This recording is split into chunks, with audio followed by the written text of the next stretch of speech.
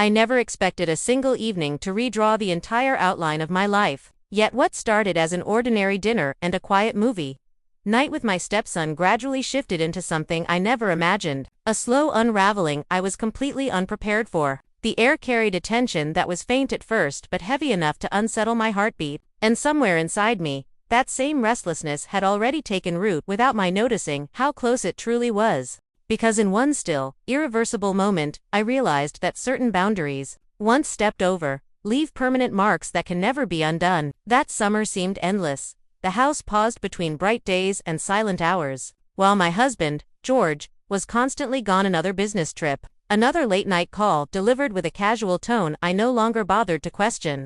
Our marriage had turned into a structure without warmth, a routine that moved like a clock while the nights stretched heavier until loneliness became something almost physical. Then Liam arrived, George's son from his first marriage, 21, polite, unsure, a young man who wore his confusion like a faint shadow. He was supposed to stay only for a few weeks, figure out what came next before college, before life really began. In the beginning, we were simply two people occupying the same home, exchanging small talk over coffee, sharing laughter during old films, drifting through quiet mornings filled only with the soft hum of the house. Nothing even remotely dangerous between us until suddenly there was. One evening, George called to say he wouldn't be coming home, and I remember sitting on the couch with a glass of wine, half listening to the low murmur of the television, when Liam came downstairs in loose sweats, hair still damp from the shower, his expression gentle yet strangely aware. He sat across from me, the room feeling unexpectedly small, and said, in a quiet voice,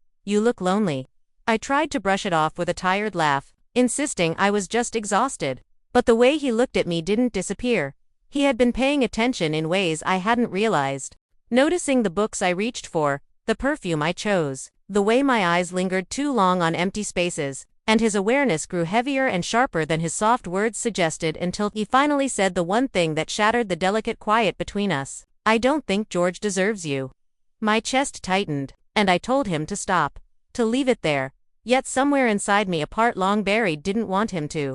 A part that had been dormant for years, craving warmth and the feeling of being seen. That night, in the dim glow of the living room, we truly spoke about everything we had tried to hide.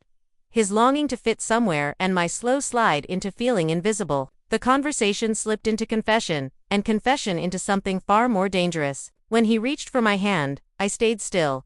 When he whispered my name, my resolve shook, and when his lips brushed mine, the world fell silent. Morning arrived with its unforgiving light, guilt filling every corner of me, heavier than anything I'd felt the night before, and I told myself it was a mistake, something that could simply vanish. But Liam refused to fade his fingers on my arm as I walked past him in the kitchen, small notes folded into my palm, all of it reflecting a hunger that matched my own and terrified me, because for the first time in years, I felt alive. Not in the steady comfort love is supposed to bring, but in the kind of intensity that swallows you whole.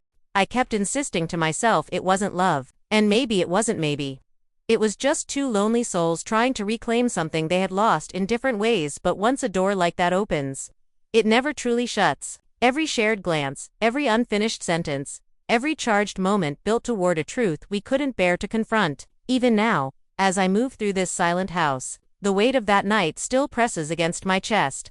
A memory that refuses to fade, lingering like a living thing, a secret held by two people who should have known better yet didn't stop. And some moments reshape you entirely, refusing to release you no matter how hard you try to leave them behind.